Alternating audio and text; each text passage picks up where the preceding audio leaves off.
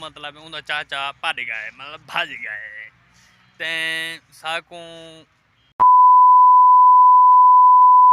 अस्सलाम वालेकुम, मैं मोहम्मद किस्मत तो सारे यूट्यूब चैनल सरक्की व्लॉग अल्लाह दे करम ते फजल ना करन पर नवा व्लॉग स्टार्ट सारे रिक्वेस्ट या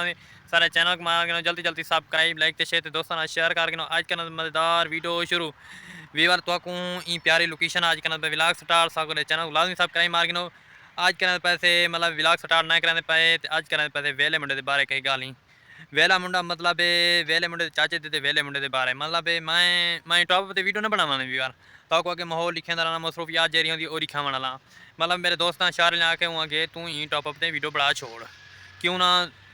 कहीं गलती होंगी कहीं कुत्ते होंगी कोई कहीं गल की प्यार कोई कहीं वीडियो की गल की प्यार से हूँ मतलब यूट्यूब फॉलो ये गाली हो टिकटॉक फॉलो ये गाली हो मैं आके मैं भी नाल व्लॉग स्टार्ट कर चुना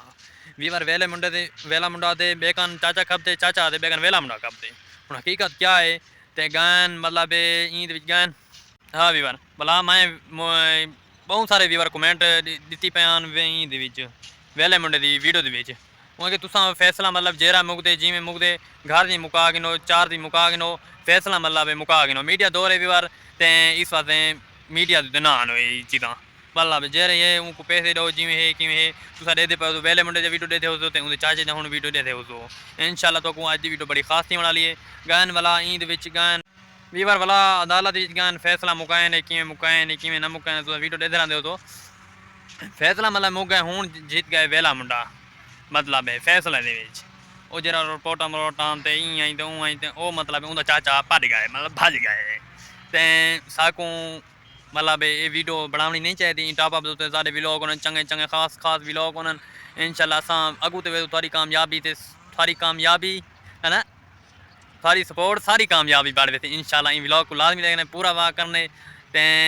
देखो जा खुशहाल जिंदगी खुश बहु बहु बहु बहु मतलब ईद चाहना बहुत मतलब खुशहाल ईद चाहना खूबसूरत माहौल देखना मेरा ये टॉप अप वीडियो बनाने का मूड है ही काना वाला भी सारे वीवर सारे दोस्त बड़ा प्यार दिखे व्लॉग दे दन तो इस वास्ते उन्हें ये सोचे रात वाले सीन में बनाई पियाँ रात मीं है सारी बस्ती मतलब सारे गाँव रात वाले सीन बनाए मी रात तो मैं टॉप अप वीडियो ना बनाना पहली तो आखिरी गाल है